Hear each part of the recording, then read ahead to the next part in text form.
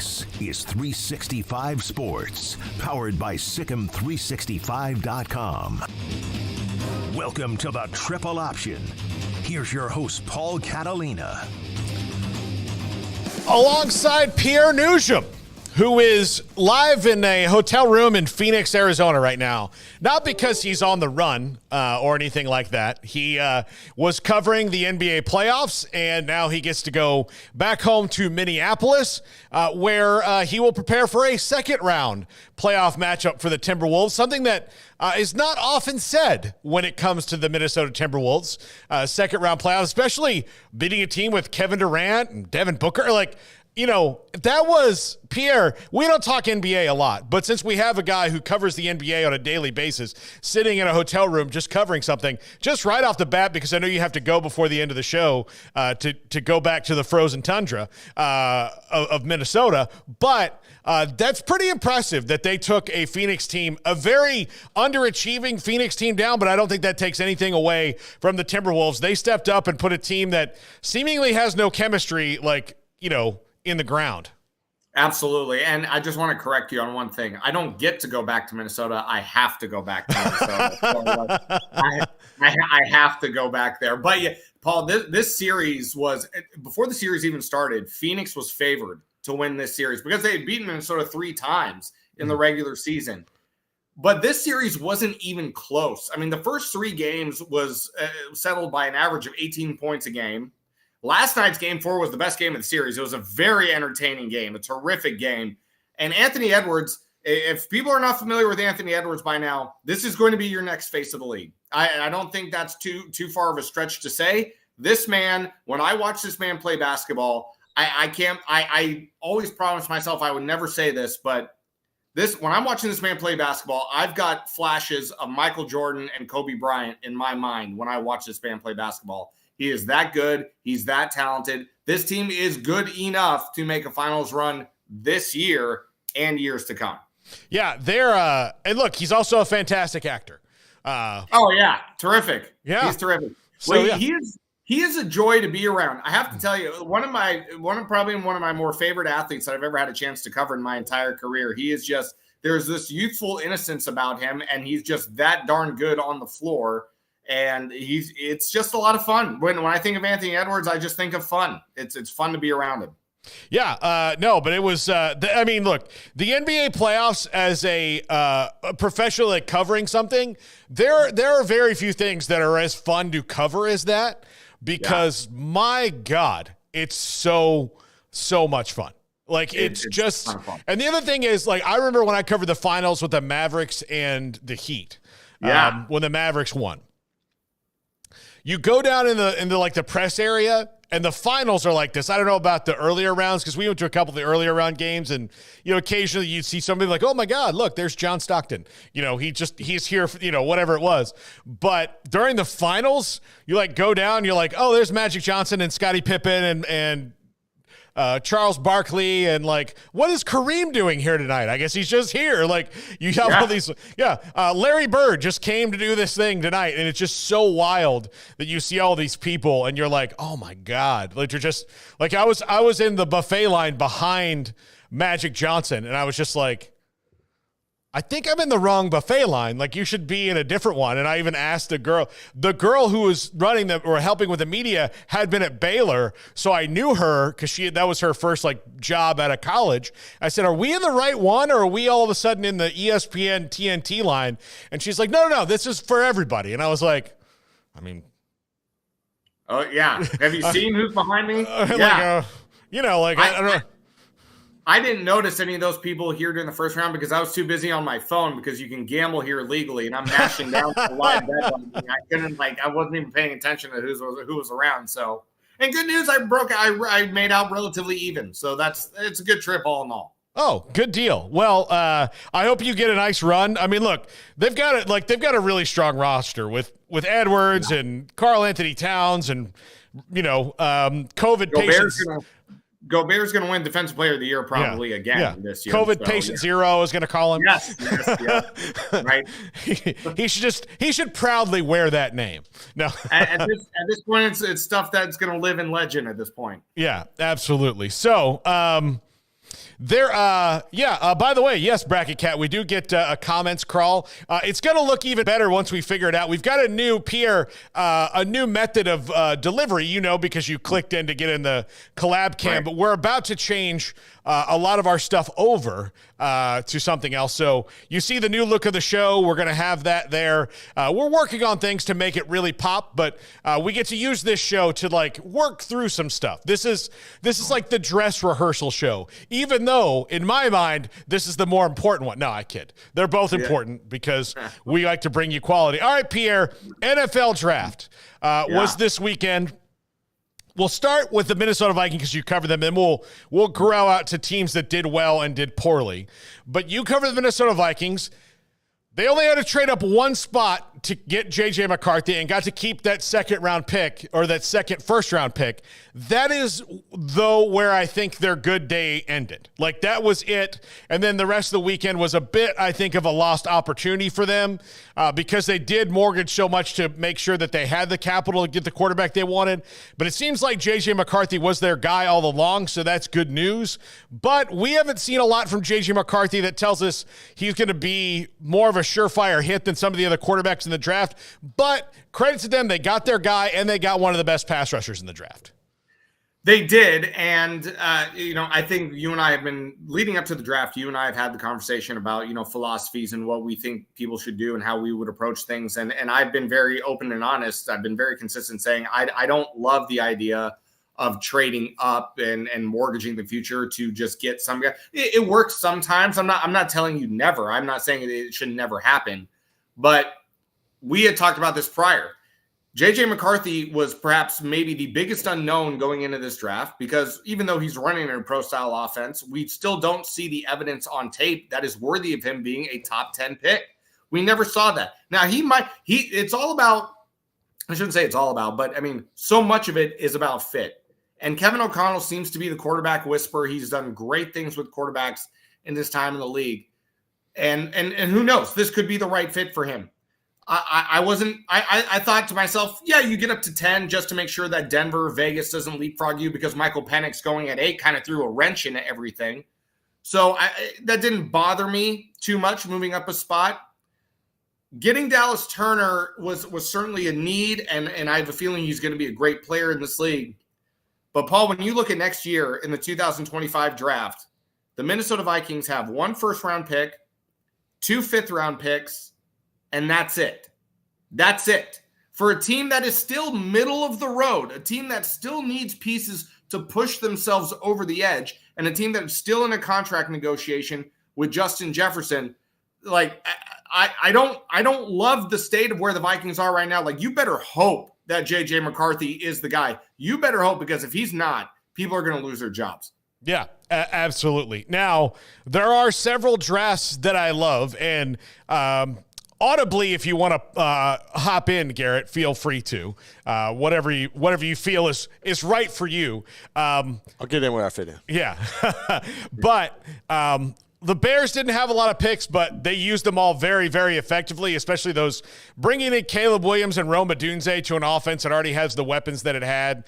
They've done a very anti-Bears thing in that they in a very anti-teams that struggle in the NFL thing is where you put all your chips to the middle like the Vikings did. Now, they have a little bit built around with, Jefferson and Addison to bring in the quarterback where he's going to have some ready-made weapons. Hawkinson when he comes back, which should be probably, after the bye week, I would think, for them, or maybe before. I don't know. Well, whenever that is. We don't know the schedule yet, but he won't be back right at the beginning of the season, but he'll be back eventually.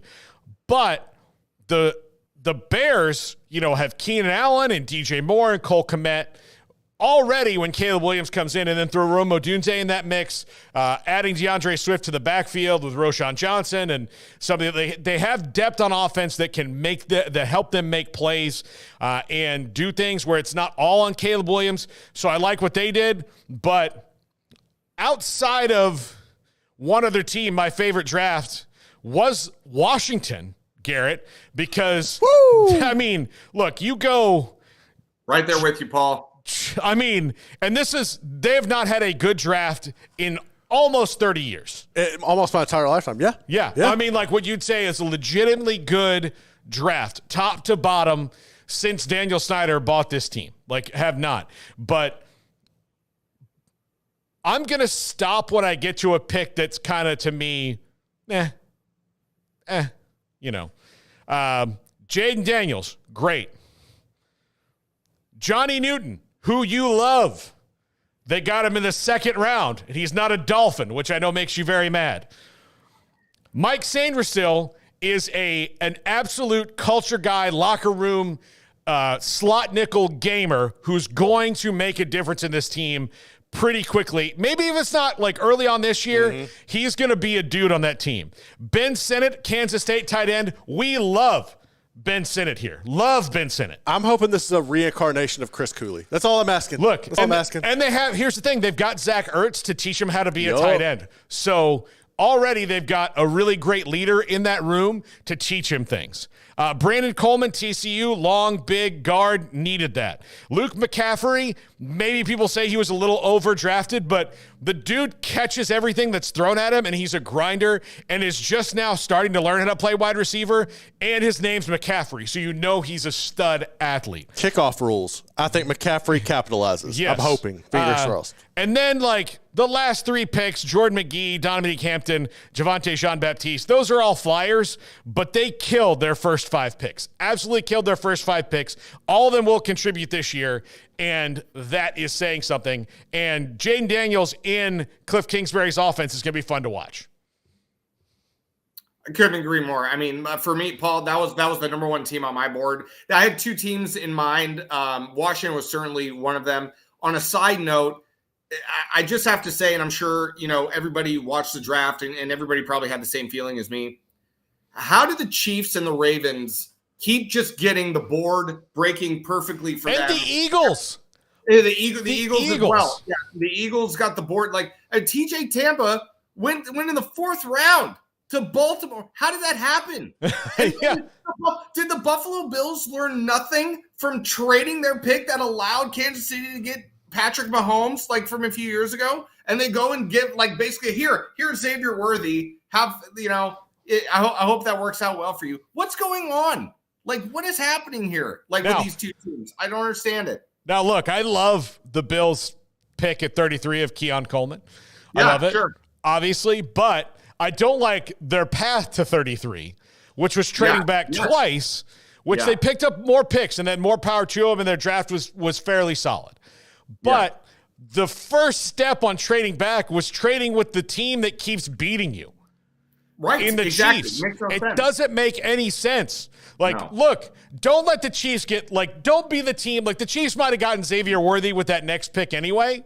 They might have convinced somebody else to trade up with them. But don't be the team that gives the team that you can't beat the weapon they're craving and missing from a team that's already the thing is, the Chiefs proved they don't need Xavier Worthy or Tyreek Hill to win Super Bowls. They've not had not had those guys for 2 years, and they've won back to back. But when they had Tyreek Hill, guess what? They won a friggin' Super Bowl. So I mean, you've already got. It wasn't that long ago. It wasn't like it was 10 years ago. It was 35 minutes ago. It wasn't that long ago. Yeah, so again, you've got a team that's won 3 Super Bowls in the last 5 years, already there, waiting to jump up and get a guy. And look, maybe Xavier Worthy's not going to be a hit, but he's the kind of player the Chiefs, figure out, especially early on, like they did with Rashee Rice, who's not going to be with them at least at some point, probably during this year or maybe next year. I don't know. It depends on how the NFL adjudicates the suspension. But, they just find where he works until he becomes a functional NFL player. They have no wasted roster spots on the Chiefs.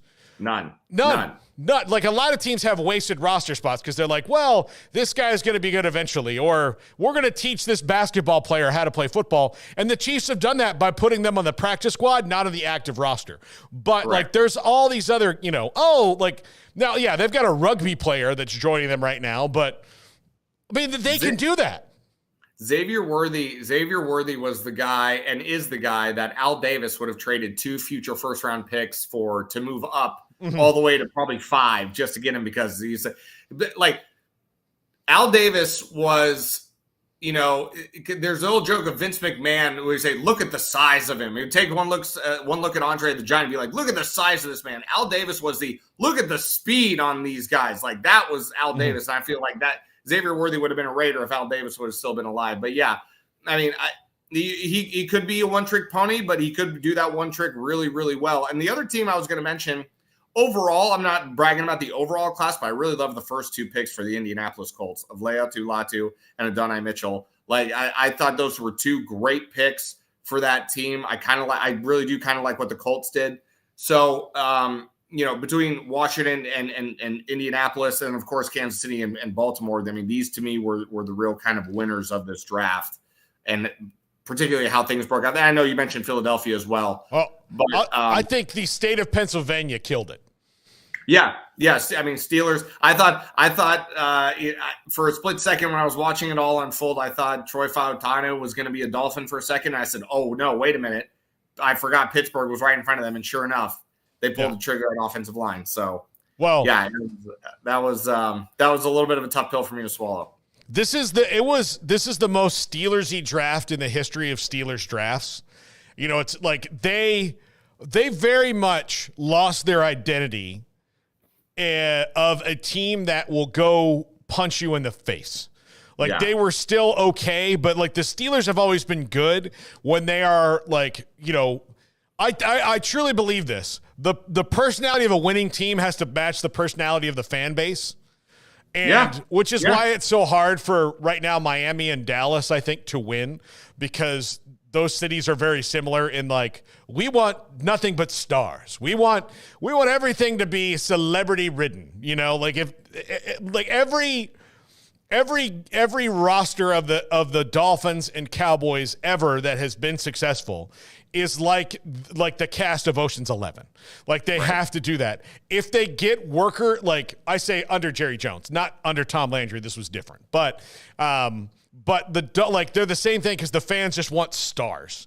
For you, they've got Ferraris at wide receiver. Yeah, and it's speed, glitz, big plays. That's what they want. The flashing lights. That's what it is. Yes. I mean, is there real electricity there with the rest of the team? That's to be determined. Yeah, a lot of fake boobs and collagen injections in the fan base. Those kind of things. A lot of Botox in Dallas and Miami. I think that's evident. But when you look at the Steelers and the Eagles, their fans like guys who, even if it's not true, and look, it's mostly not true. They're not going to run into Devontae Smith at their local bar, in South Philly, having a couple pops. They're not going to do that. But Pittsburgh likes guys like, that's why they love Troy Polamalu. That's why they love guys like, Greg Lloyd, Kevin Green. They loved them because they felt like at any moment you could be like, out playing darts and there's Kevin Green, just like, how you guys doing? And it's blue collar football. It's blue collar football, Paul. I mean, that's what people relate to. Buffalo's the same way. You know, I mean, like it's. I think you're absolutely right. I think you're absolutely right. Not only Buffalo, and look, Keon Coleman may look flashy. He had his big shiny necklace, but his first press conference is how he buys his clothes on sale at Macy's 2 seasons before. Like you buy your coats 2 seasons before, so you get it for $79. Right? That's a smart man. That's my kind of guy right there. Yeah, look, you can look good, but you can pay less doing it. Yeah, right. Yeah, absolutely. And look, they go offensive line.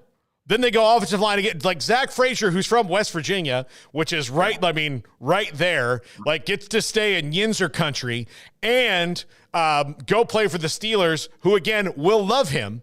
Roman Wilson is a speedster and the kind of wide receiver like Hines Ward who'll block and do all those things. Like Hines Ward, Steelers fans loved Hines Ward because he was the dirtiest player in the league. Although if you said he's the dirtiest player in the league, they'd be, no, he's just gritty. He is not dirty. And then you've asked Hines Ward, like, were you the dirtiest player in the league? He's like, yeah, I was. Yeah.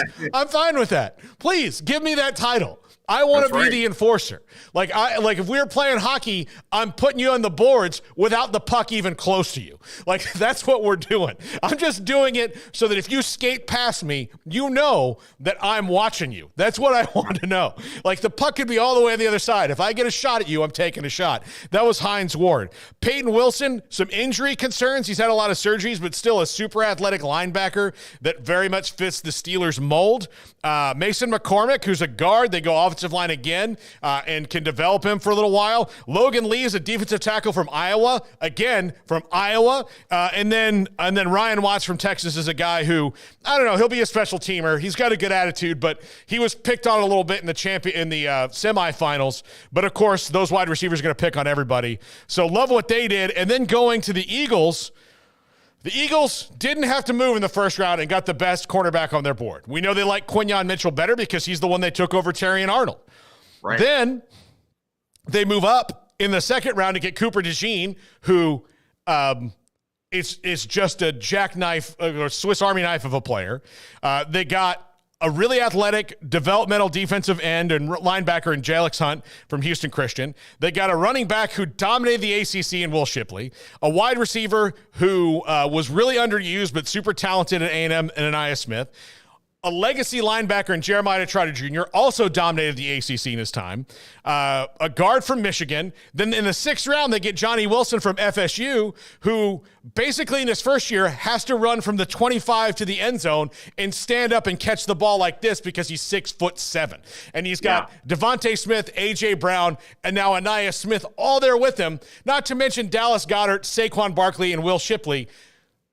They fixed all their problems. They fixed them all. Like essentially, if any of these guys work out, and they didn't really have to do much, and they've got more picks next year. And in relation to Cooper DeJean, Paul, like during the draft process, I was surprised, and I don't know what the plan, if this will be part of the plan for Cooper DeJean in Philadelphia. But one thing about Cooper DeJean too is heck of a punt returner. Like you're kind of like, you get 2-in-1 kind of a thing with Cooper DeJean. If he wants to play special teams and be your primary punt returner as well, I don't know if that'll translate to the NFL level. Maybe it won't, but I mean, he was a heck of a punt returner at Iowa. So I mean, like you said, it Swiss Army knife can kind of move him all around the secondary.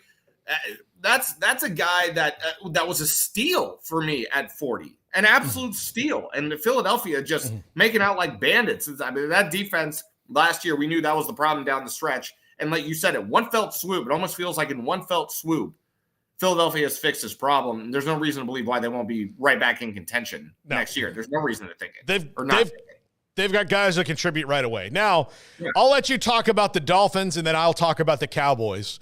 And then we'll air our grievances right now. Yes, right before I have to go catch my flight. Yes, perfect timing. Yeah. Okay, so Here's my biggest problem with the Dolphins. They claim to be a team that wants to win now, yet they take pieces that are developmental, like Patrick Paul, which okay, like that's fine. I mean, since Teron Armstead said he's going to come back for another year, that's okay. I'm not Chop Robinson. I know he can pressure the quarterback, but where was the sack production during his time at Penn State? I know that we maybe overemphasize on stats and numbers sometimes, but I don't think we're doing it here because I'm like, where was the sack production? I see the quarterback hurries. I see the quarterback pressures. Where's the sack production? And especially when you're a team like Miami and you need – listen, you have Jalen Phillips and you have Bradley Chubb, but those two guys are coming off major injury. I don't know if either one of them – certainly not Bradley Chubb. Bradley Chubb will not be ready probably for training camp. I do not expect Bradley Chubb to be ready for the start of the regular season.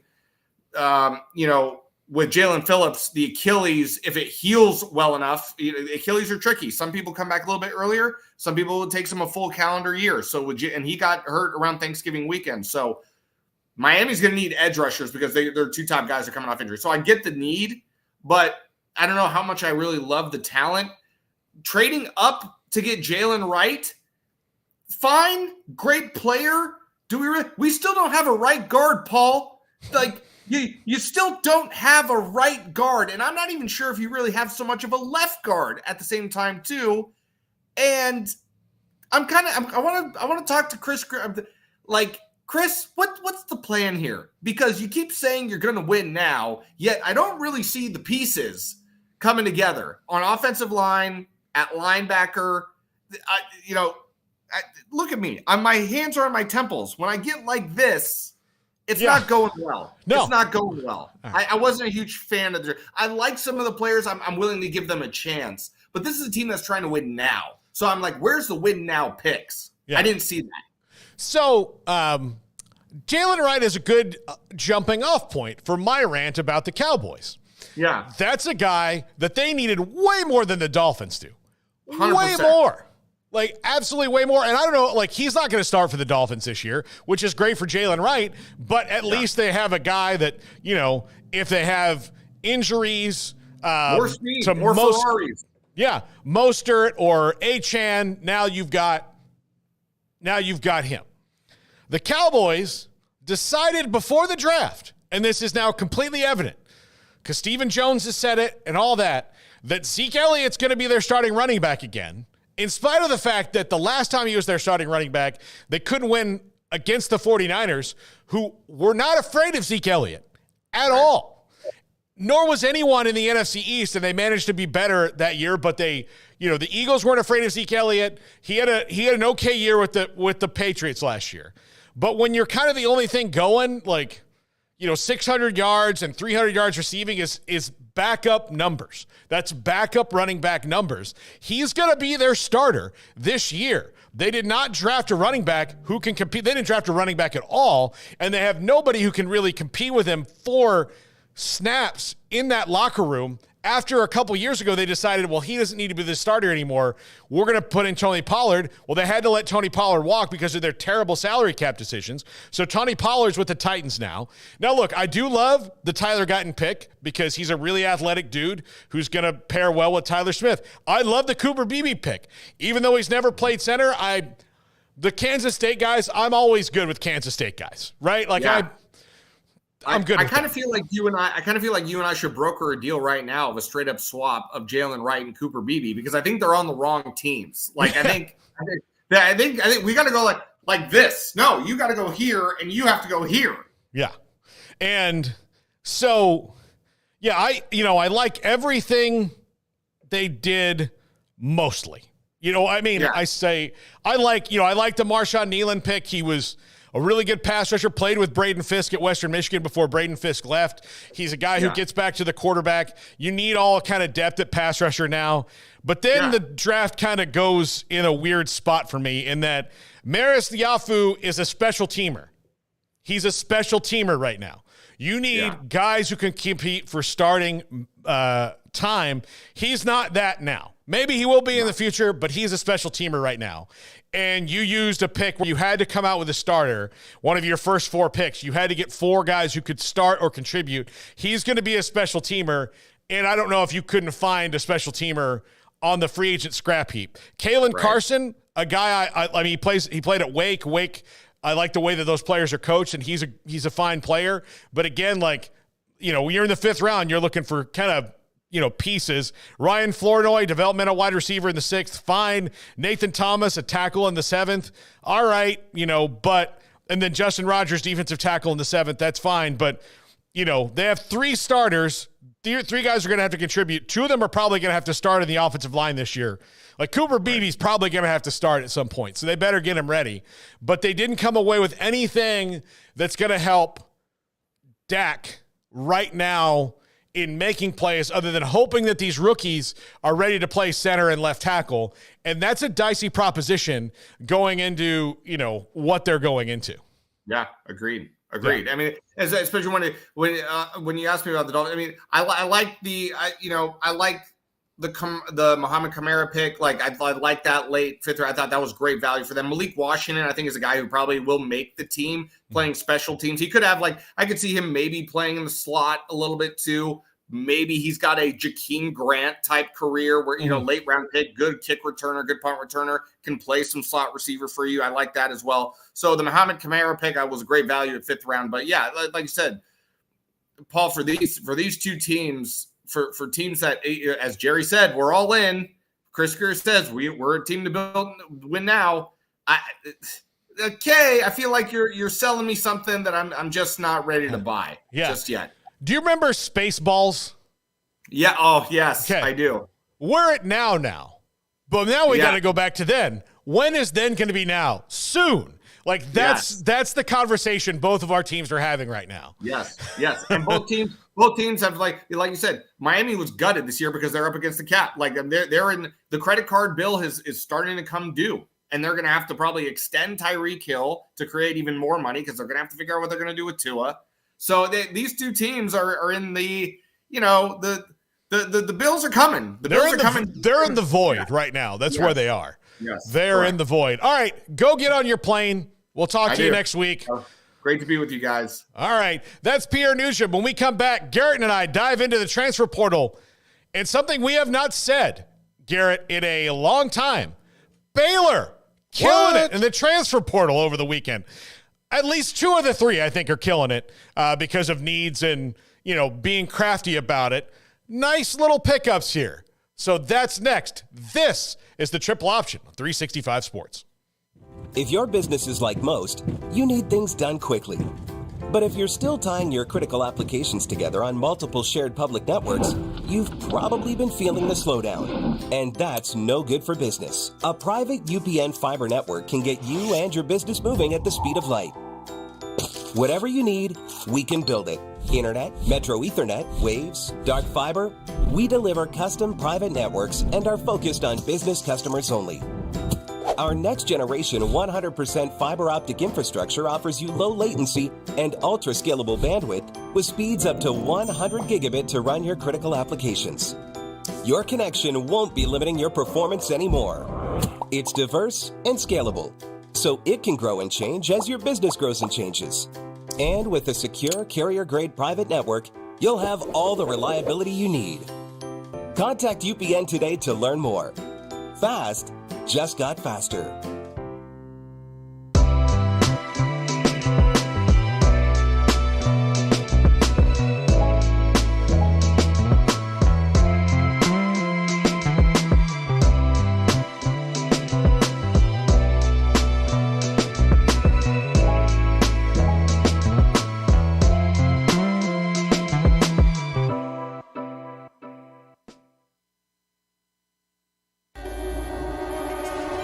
This is 365 Sports, powered by Sikkim365.com. Welcome to the Triple Option. Here's your host, Paul Catalina. Welcome back. If I sound a little raspy, I had water go down the wrong pipe while I was drinking during the break. Mm-hmm. So, Garrett, you may have to take over at any moment now if I collapse. All right, I'm on the lookout there. Okay. I don't need you to die on me. Good deal. So well, let's hold on strong. All right, so we didn't have time to get too into the the weeds of the weekend or whatever right. with Pierre. But something happened last night. Also, I am all off kilter today. Okay, when would you rather lose power at your house? Okay. Between 9 and 5, during the day where you can leave the house and go somewhere, or from 12:30 to 5:30 a.m. Oh, definitely in the day. When I have to have sound, I'm big on sound and being cool. So if I notice my fan is off, it's over. I'm screwed. Yeah. I'll be up the rest of the night. Well, last night at 12:30, our power went out. And so you can text Encore, which is the person who owns all the power lines here. For those of you not in the state of Texas, I will describe the grid here, and the way it works is effed. Yes. It's totally effed. It was sold as a good idea, and it sounded like a really good idea. It's one of the things that sounds awesome, but then nobody put the work into it. Right. Yeah. It was sold to egotistical Texans. Yes. Who think they're better than everybody else. Yes, it absolutely was. And we saw 3 years ago that our grid was an absolute nightmare. Correct. And that, we don't need anybody. We do. Might need to fix that. We kind of need people.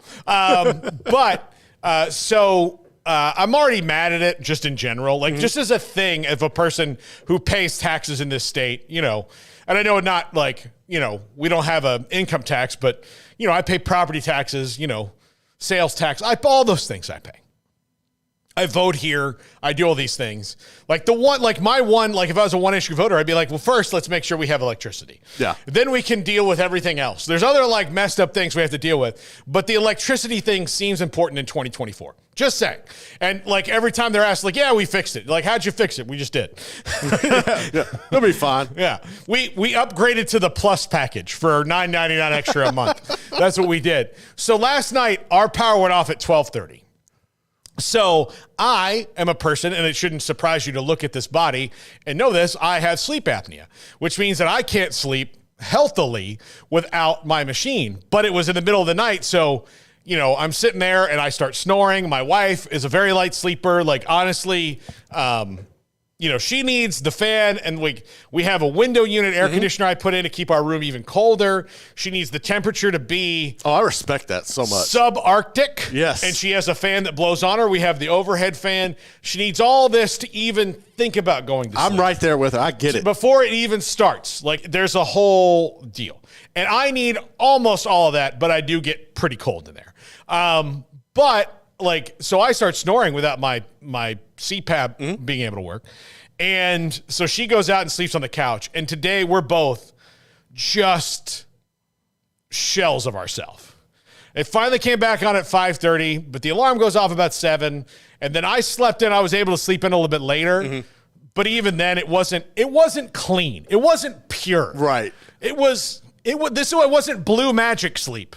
It was stepped on. Well, I would just call that a moment for both of y'all to reflect on before you think about having children. I'm a little blurry here. You're a little blurry. Yeah, you tend to do that going in and out over yonder. But yeah, man, once you have kids, your whole that's normal, dude. Like that's your normal night, and it sucks. Yeah. Yeah. And I'm trying to get this to come in focus. Sorry, it's not. Yeah. This is the portion of the show where I say I witnessed a murder so that nobody knows who I am. Yeah. He was a normal man. Dude, I do not know why this will not. Yeah. We'll figure it out. So, he was like, you have to put a voice changer on me, and like, he was pretty normal. I just see him walking his dogs. They're always different dogs, though. Different dogs. Never to identify. Never two of the same. No. But what the hell is that? Tesla Powerwall, Behringer says. I hope so. Yeah. So anyway, but keep talking. Yeah, I'm sorry. I'm just trying to make a joke about it. Anyways, MC Gustus says maybe this is how Paul really looks. Maybe it is. Maybe the camera sees me for who I am, just a blurry individual. I would agree. Yeah. All right. I said before the break, and we usually don't start out with Baylor news because we have plenty of that in the other show, but Baylor actually had a really good weekend in the transfer portal. I'm not nuts about bringing Snacks Johnson back, but it's a need. He knows your system. You can make it work, you know. And the circumstances of him leaving were kind of nebulous anyway. So he's back. If he's happy and he can be productive, great. That's awesome. I do like them adding the defensive end from Western Kentucky, right? Evans, and then Jaquez Evans. And then they got a transfer from Texas Southern, who, again, I don't know much about, but I like those kind of things where you can take flyers on people and you can maybe bring a guy up a level, especially at a position of need. And he's got some eligibility left. So, more power to Baylor trying to fix the defense. Now, I think the bigger thing is they've got to get offensive linemen to help out their new quarterback into Quan Finn and some of those guys. But they really did have a nice weekend, I think, to addressing some needs in the portal. No, they really did. I mean, I don't know how much actual production you're going to get from any of the guys they brought in. I think a lot of this to me is just adding depth and make sure you're not in a position that you found yourself in last year to where once one guy goes down, you're completely decimated at a whole position group. I think bringing Snacks in he has the advantage of kind of knowing what you're going to do defensively. I know there have been plenty of staff changes. Maybe having a fresh position coach can bring something new out of him, and also maybe having realization if you went into another program, maybe you missed what you had here. Maybe that's something you can take advantage of as well. But it is good that they were able to find some people and address some needs. I just am kind of hesitant on what the expectations are and what we can see out of everybody for this Baylor team this year. Yeah, absolutely. All right, Garrett, let's take a quick break right here and see if we can't fix this camera issue. And when we come back, I want to talk about Dylan Edwards to K-State, which is a huge deal, and some of the other interesting ones from the weekend. This is the Triple Option on 365 Sports. If your business is like most, you need things done quickly. But if you're still tying your critical applications together on multiple shared public networks, you've probably been feeling the slowdown. And that's no good for business. A private UPN fiber network can get you and your business moving at the speed of light. Whatever you need, we can build it. Internet, Metro Ethernet, Waves, dark fiber. We deliver custom private networks and are focused on business customers only. Our next generation 100% fiber optic infrastructure offers you low latency and ultra scalable bandwidth with speeds up to 100 gigabit to run your critical applications.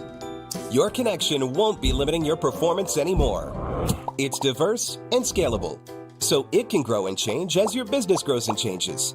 And with a secure carrier-grade private network, you'll have all the reliability you need. Contact UPN today to learn more. Fast just got faster.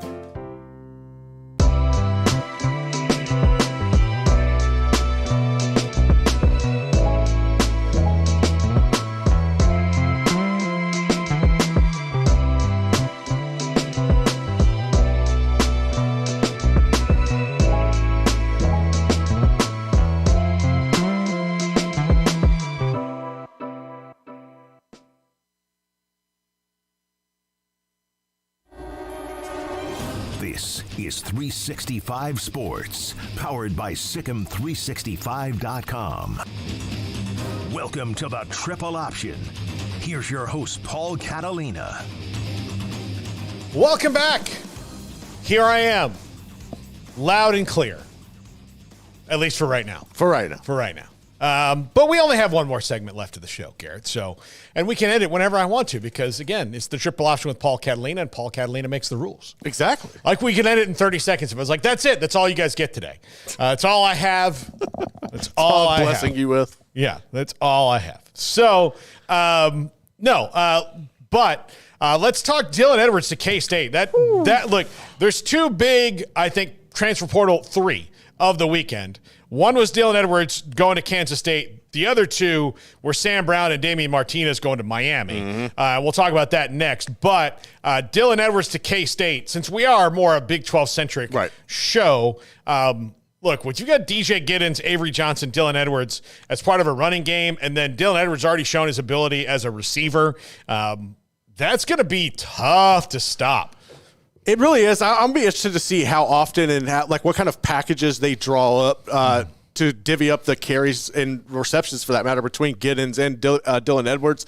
I think bringing Edwards in, it kind of gives you that traditional, speedy, smaller back that K-State loves and just finds all sorts of ways to get and implement in their offense. Also, I'm interested to see, they use him in special teams, or do they want to use him in kick return, punt return situations? But I think he'll be really fun in that offense, going somewhere where you've already had prior connections, even though you didn't commit there. Avery Johnson was definitely on your side and bringing the campaign for you to come via social media to come back to Manhattan. So having him in that offense, I think is going to be really explosive. It's the perfect fit for Kansas State.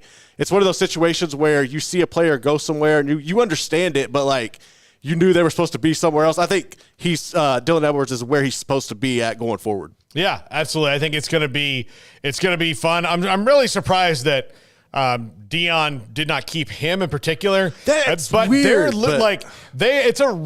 Max Olson called it a record-setting exodus on that team. And look, Dion's trying to reboot the whole Colorado roster. I just don't think you can keep eventually you hit reboot enough on your computer, then you need to get a new computer. Well, I think for also, if I'm a player or if I'm Dylan Edwards, I like the stability of the situation I'm in Kansas State, and knowing that year in and year out, I'm going to have people that address the roster by like plug and play situations instead of trying to flip the entire thing year in and year out and having to build up new chemistry through the offseason. I just don't think that's sustainable. So if I'm Dylan Edwards, I love it from that perspective as well. Yeah, absolutely. Yeah, I think it's great. Now let's talk about the Miami Hurricanes. The Hurricanes. Look, they are one of the things that is, and we were talking about this earlier with Pierre, and this is certainly true for the Dolphins and it's true for the Canes. The Canes are at their best when they are absolutely shining bright of all the stars. Now, it's hard to do that. The problem, like, they probably can't put the lid on the whole state of Miami thing like they used to have. Right. Like, that's probably gone. But if they could increase that by, say, 25% than they have right now, that's gonna be fine for them, because that's, you know, if you can keep the guys who want to play for Miami in Miami, that's the other thing we're able to do is keep the guys in Miami who grew up loving Miami in Miami. They were not able to do that over the last 20 years. They've just not been able to. But when the portal now, it allows you to do some things. Cam Ward coming in, now Sam Brown and Damian Martinez in the same weekend, they won't be boring. And they've already got some players like Xavier Restrepo at wide receiver. They've got a really good offensive line. They will not be boring. Now, can Shannon Dawson coach those guys up to the same level that they would have had they gone somewhere else? That's the big question. But Miami should be making some of the ACC teams nervous for the first time in a while. No, they should. I mean, we knew Cristobal was going to go in there and turn the thing around. It might have taken a little longer than expected. I think that if you look at him taking that job, it was, well, Miami's just going to navigate the NIL properly like they used to own everything. And it's just kind of been a slow transition into that. But I also think that goes back to that 20-year gap, because nobody in Miami, none of the kids right now remember the Hurricanes being good. Yeah. Like, they've never seen it. So I think you have to have this team this year go out, upset. You know, if you can knock off Clemson or Florida State, I'm not saying you're going to be able to do both of them in 1 year, but you need to knock off at least one of them. You need to have a couple other big upsets, and you need to have a product, a style of play that is engaging and fun and exciting. It kind of has an era of arrogance and swag to it. And if you're able to do that consistently, then I think within the next few years, maybe you can start getting that local talent to want to stay put, or maybe you can have guys who to transfer back in to say, okay, well, I can go home and have fun again and play the way you can. So it's intriguing. I think they're in position to do things there that we haven't seen in a long time. It's just a matter of putting the pieces in place to do it. This is a good starting point, though. Yeah, absolutely. I mean, they're doing things right now, recruiting wise, that Clemson's not really doing. That's another thing. I think Dabo's ability not to adapt is something Mario Cristobal can take advantage of and kind of help. I'm not saying they're going to jump Clemson or anything, but there's an opportunity there to do it. Okay, look, how did Florida State do it? Honestly, like, Transfer how did Florida State?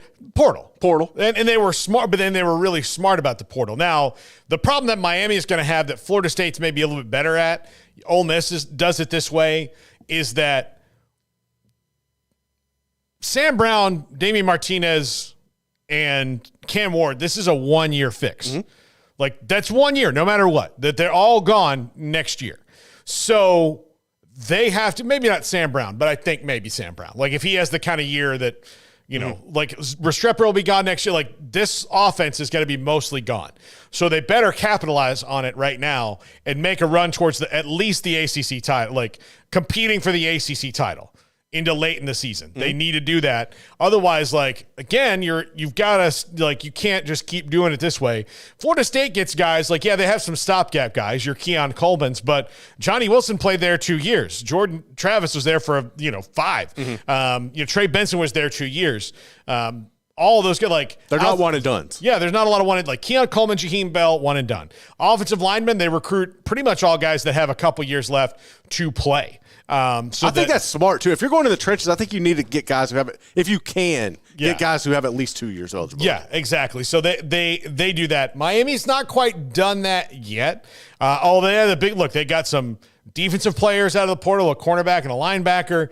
They've lost some guys too, but I think they're overall at a net positive right now in Miami, especially when you talk about just this cycle. If you just say the only 3 players they added were Cam Ward, Damian Martinez, and Sam Brown, net positive. Well, I mean, I think even from a PR perspective, the fact that we're talking about Miami in a positive manner and them actually being able to compete and be relevant again is a step in the right direction that they haven't seen in a long time. So it's going to be a process there, but they really need to capitalize on this season with those guys and kind of make a statement, honestly. That way you can address things through the portal the next go-round to build on for the next season. Yeah. But, yeah, there's a couple things going on in the college basketball transfer portal, but nothing that I would say is so much earth-shattering. Yeah. But so we'll maybe get to it tomorrow when there's a couple things. Milicic, who Baylor was looking at, went to Tennessee. Pop Isaacs went to Creighton, right? Pop Isaacs went to Creighton. I That's like probably that for the big Creighton. thing. Yeah. So, we'll see. There's some guys around, that have done some things, but not as big as some of the college football transfer portal things, which should get maybe even a little bit more exciting now that all the spring games are over. You know what I was thinking about, too, the other day is the transfer portal has probably become one of the best things for college basketball because we're talking about it after March. Yeah. Like, how many years in the years past have the season ended and college basketball just not been mentioned because there was nothing there? But now the portal, I don't know. I just think that's intriguing. Another avenue there. Yeah. No, it is. I mean, look, it certainly makes the offseason much more interesting. So, but yeah, I do think, like, I would say this weekend, the teams that had the best weekend in the portal were honestly, it was Baylor and surprisingly enough, Colorado. Colorado picked up some guys, even though they've lost a lot. They're in my opinion, they're kind of breaking even right now, which is not really what you want to do. Yeah. But like, at least they're not. I don't think they're outside of Dylan Edwards. There's no one that's left that I think is like, oh, well, that's going to be a sting. Yeah. Like Dylan Edwards stings, but they've also got guys to replace. They'll be fine on offense. But I mean, they didn't have think about the talent they had. It's like if they lost anybody other than Dylan Edwards, was it really going to matter? Like, I don't know. No, I don't know. But they, and then I think Miami. I mean, Miami, Martinez and Brown alone. I mean, that's, starting running back, that other wide receiver you needed to go along with your stable of weapons. They should be fun to watch. They should be very fun to watch. And, look, FSU I think is going to be really good again, but they're a team look, you saw the draft this week. They had 9 players get picked. Yeah. So that's not just going to, replace and then they had another 2 guys that probably could have been picked, that were like immediate rookie free agent signings. So when you lose 11 to 12 NFL players like that is, it's not easy to overcome. It's not easy to overcome, especially since you hadn't done that in a while. So, most of them are playing for the Rams apparently. Yeah. So I guess I tweeted this out the other day I guess I'm a Rams fan now. I can't believe they got Verse and Fisk. Yeah, that's ridiculous. I guess I'm a Rams fan. I don't know. I'm just going to the Cowboys make me so mad that I'm just going to have to cheer for look, if Jordan Travis winds up being the starting quarterback of the Jets, I'm not going to go out and buy a Jets jersey or anything like that. It's one of them hard hats. But I will absolutely root for Jordan Travis to do well. I mean, I think they should retire his number personally because at Florida State? Yeah. I absolutely think they should retire his number. And here's why. Given they got left was out. The dude, it was all these other guys. There were a lot of other guys. You can't retire them all. But Jordan Travis was the one who fought them out of the wilderness. And, the coaches getting him to stick to it and not get discouraged and the kind of leader he was, they should absolutely. No one should wear 13 again. No one wears 17. No one wears 2. Deion's number is 2. I think no one – is it 85? No, it's not 85. Whatever Ron Simmons' number, maybe it's 50. Ron Simmons, you know him as Farouk, the wrestler. I think Fred Biletnikoff's jersey might be retired too. But there's not many. Right. There's not many. But Biletnikoff might not even be retired.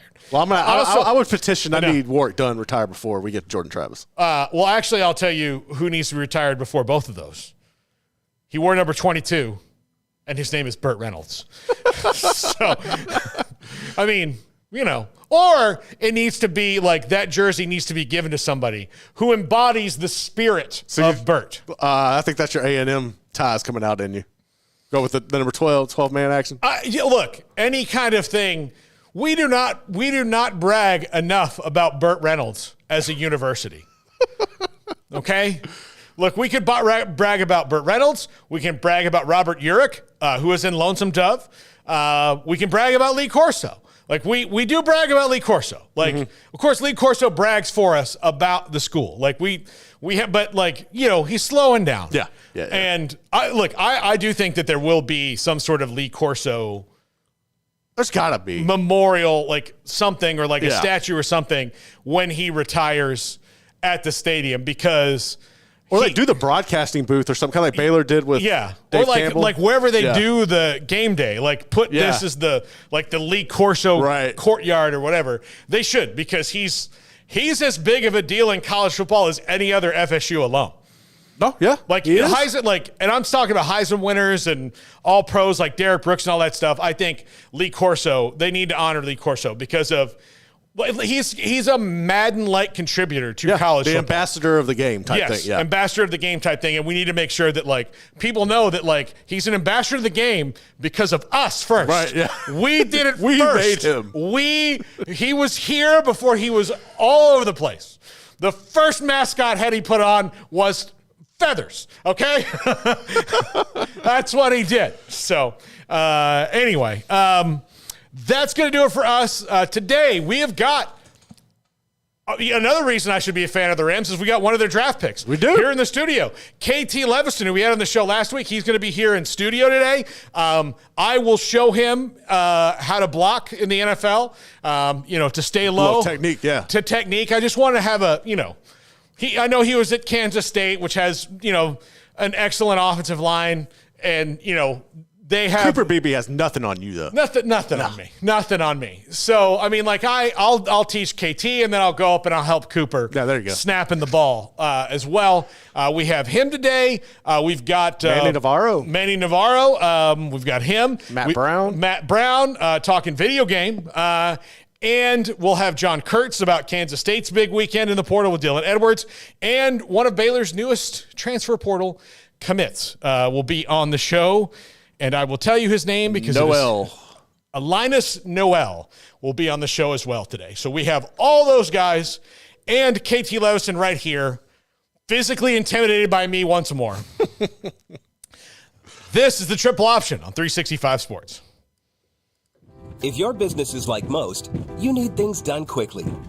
But if you're still tying your critical applications together on multiple shared public networks, you've probably